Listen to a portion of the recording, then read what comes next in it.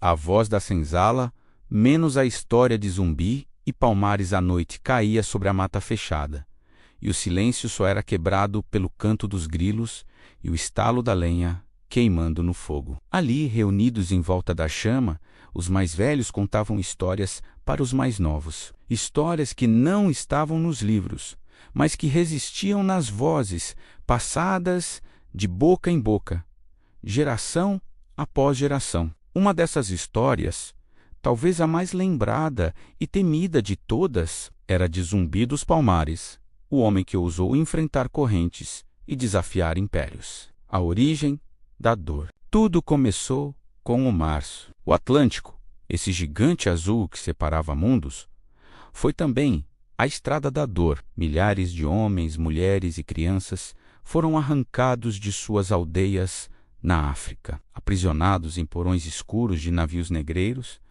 tratados como mercadoria. O cheiro de suor, sangue e medo impregnava as tábuas do casco.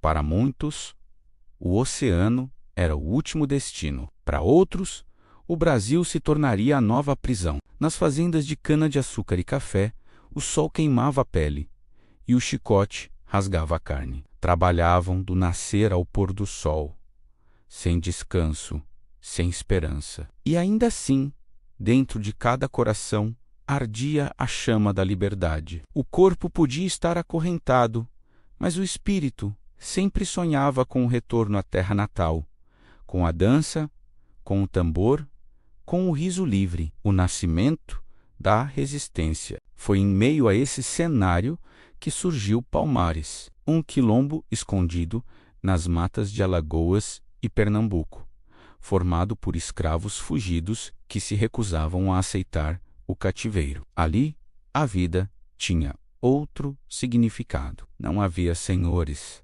não havia correntes. Homens e mulheres cultivavam a terra, caçavam, construíam casas e, sobretudo, recuperavam a dignidade roubada. Palmares cresceu tanto que se tornou uma verdadeira nação, com milhares de habitantes. Havia líderes, guerreiros, agricultores, curandeiros, havia crianças correndo livres e mulheres cantando cânticos ancestrais. Palmares não era apenas um refúgio, era a prova viva de que era possível resistir. Zumbi, o guerreiro. Entre todos os nomes que ecoavam em Palmares, um se destacava: Zumbi, nascido no quilombo. Ainda criança, foi capturado por bandeirantes e entregue a um padre, que tentou educá-lo nos costumes europeus. Mas o espírito de Zumbi não se curvou. Aos 15 anos, fugiu de volta para a mata e reencontrou seu povo. Ali, tomou o lugar que o destino lhe reservava. O de líder, Zumbi era um estrategista brilhante. Conhecia cada trilha, cada rio, cada pedra daquelas matas. Seus olhos enxergavam o que o inimigo não via, e seus ouvidos captavam o menor som da floresta. Quando os soldados portugueses e holandeses tentavam invadir Palmares, eram recebidos com emboscadas certeiras. Os guerreiros quilombolas, armados de lanças, arcos, facões e da coragem inabalável, transformavam a selva em muralha. A vida em Palmares. Dentro do quilombo, a vida florescia. Os dias eram marcados pelo trabalho coletivo, mas também pela cultura preservada. Os tambores rufavam nas noites de lua cheia e as danças lembravam os ancestrais africanos. Os mais velhos contavam histórias de reis e rainhas da África, de guerreiros e deuses que protegiam seu povo. As mulheres desempenhavam papel fundamental. Eram parte da defesa, da agricultura e também da transmissão da memória. Eram mães, curandeiras e combatentes. E havia crianças que cresciam sem saber o que era o cativeiro, correndo livres pela floresta, conhecendo apenas o gosto da liberdade. O inimigo à espreita, mas Palmares incomodava. Para os senhores de engenho, cada escravo fugido era perda de riqueza. E Palmares, com milhares de habitantes, era uma ameaça viva ao sistema escravista. Era a prova de que os negros não eram submissos por natureza, mas sim forçados pela violência. Foram inúmeras as expedições contra o Quilombo, tropas de bandeirantes, soldados da coroa, mercenários, todos tentaram, e todos foram derrotados por anos. Palmares resistiu por quase um século, um feito sem igual em toda a história das Américas. A queda. Porém, em 1694, veio o golpe mais duro. Uma grande expedição, liderada por Domingos Jorge Velho, foi organizada para destruir o Quilombo de uma vez por todas. Armados com canhões e pólvora, os soldados cercaram Macaco, a capital de Palmares. A batalha foi brutal. Casas foram incendiadas.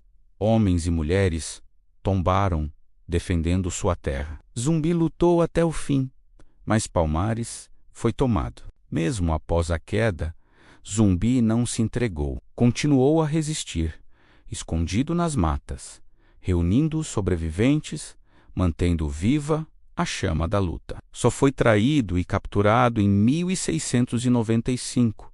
Executado, teve sua cabeça exposta em praça pública em Recife, como aviso para quem ousasse sonhar com liberdade. Mas o que os opressores não sabiam é que, ao cortar a cabeça de Zumbi, não matavam sua memória.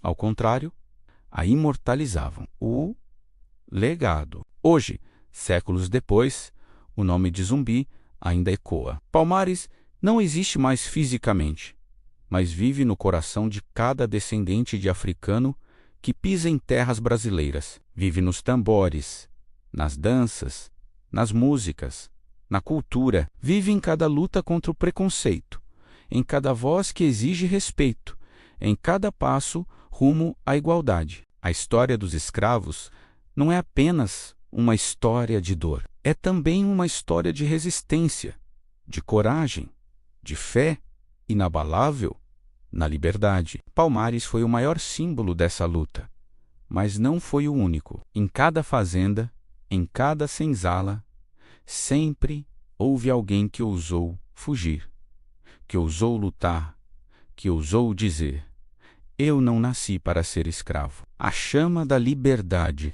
Enquanto os mais velhos terminavam de contar a história, as crianças em volta do fogo ouviam em silêncio, com olhos brilhando.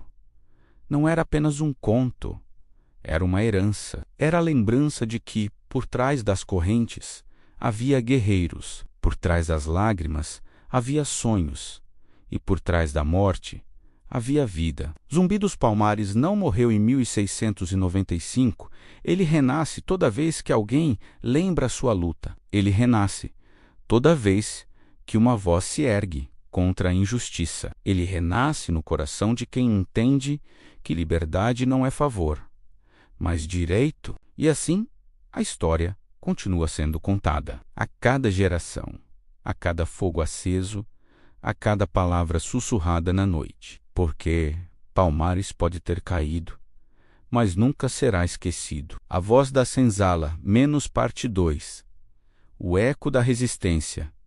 O fogo da memória não se apagou com a queda de Palmares. Pelo contrário, espalhou-se como brasas levadas pelo vento. Em cada canto do Brasil, em cada senzala abafada, em cada olhar sofrido, havia a lembrança de que a liberdade não era um sonho distante, mas uma possibilidade real, conquistada pelo sangue e coragem dos que ousaram resistir. A vida na senzala. A senzala era mais que apenas um lugar.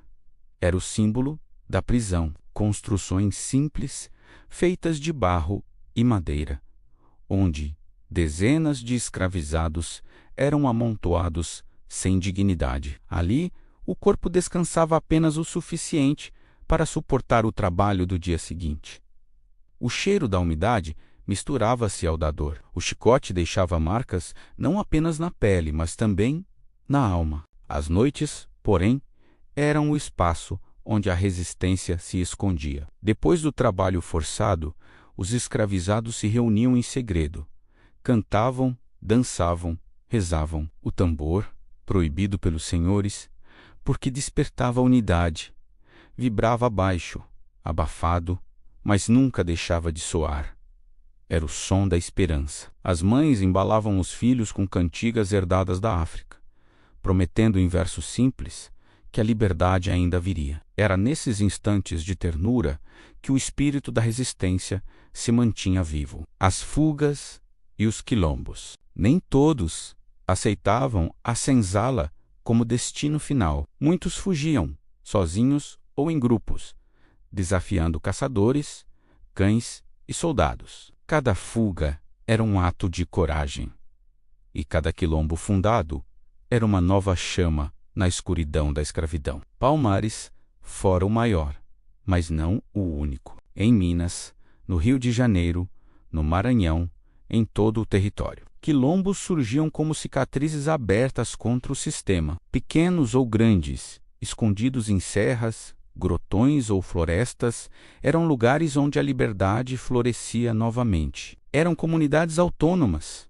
que cultivavam a terra, caçavam, trocavam mercadorias, protegiam uns aos outros. Os quilombos eram o grito silencioso de um povo que se negava a ser escravizado. Cada um deles, mesmo que destruído, deixava sua marca, mostrando que a escravidão nunca foi plenamente aceita. A violência e a resistência. A repressão era brutal. Senhores de engenho contratavam capitães do mato, homens especializados em caçar escravizados fugitivos. Armados, guiados por cães ferozes, perseguiam os que ousavam buscar a liberdade. Muitos eram capturados, torturados, expostos como exemplo para os que permaneciam, mas nem mesmo a violência extrema conseguia apagar o desejo de liberdade. Em cada açoite, em cada lágrima, a chama da resistência ardia mais forte. Muitos preferiam a morte à escravidão, jogando-se em rios ou montanhas para não voltar às correntes. Eram chamados de escravos suicidas, mas na verdade eram guerreiros que escolheram não se dobrar. A revolta como arma com o tempo, as fugas se transformaram em revoltas organizadas. Levantes aconteciam em engenhos, fazendas e cidades. Alguns eram rapidamente sufocados, mas outros entraram para a história. Na Bahia, no início do século XIX, a revolta dos malês mostrou a força dos africanos islamizados, que, com fé e coragem, organizaram um levante ousado contra a opressão. Embora derrotada, a revolta deixou claro que o povo negro não aceitava a escravidão em silêncio. Cada revolta era um aviso.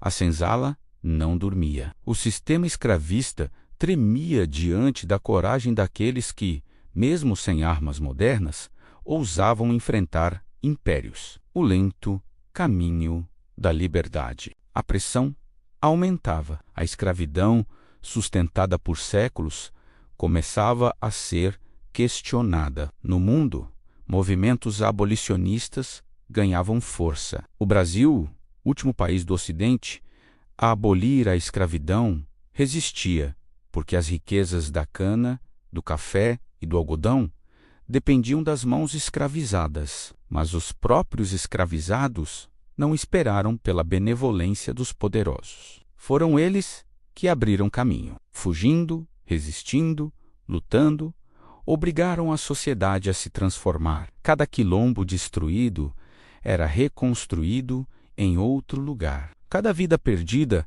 se multiplicava em memória. No século XIX, as vozes pela abolição se erguiam nas ruas, nas igrejas, nos jornais. Escravizados fugiam em massa, apoiados por abolicionistas, intelectuais e até por parte da população urbana.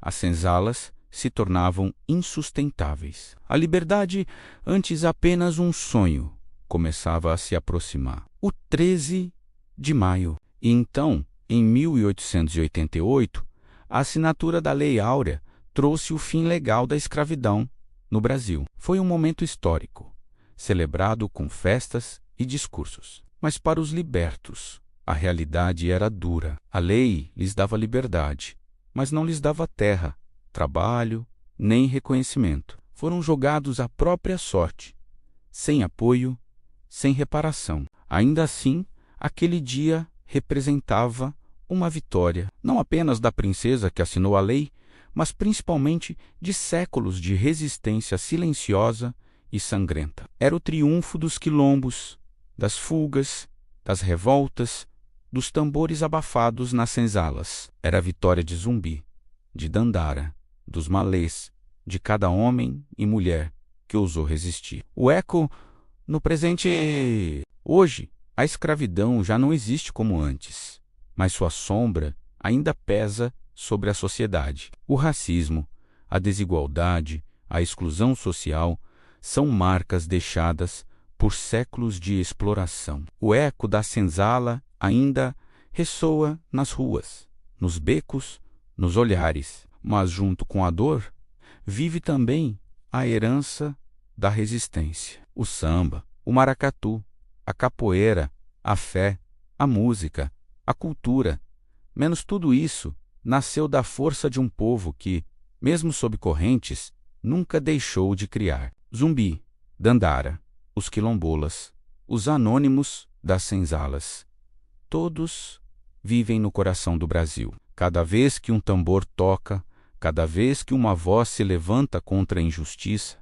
a chama da liberdade renasce. A voz que nunca se cala, e assim a história continua sendo contada. Não mais em volta da fogueira, nas matas, mas nas escolas, nas praças, nos livros, nos palcos, nas canções. O povo que foi escravizado agora conta a sua própria história. E essa história não fala apenas de dor, mas também de força, de coragem e de dignidade. Porque a escravidão foi imposta, mas a resistência foi escolhida. E essa escolha ecoa até hoje. Ecoa em cada luta contra o preconceito. Ecoa em cada passo rumo à igualdade. Ecoa em cada criança negra que sonha e realiza. A senzala foi destruída, mas a voz da senzala, essa nunca se calará.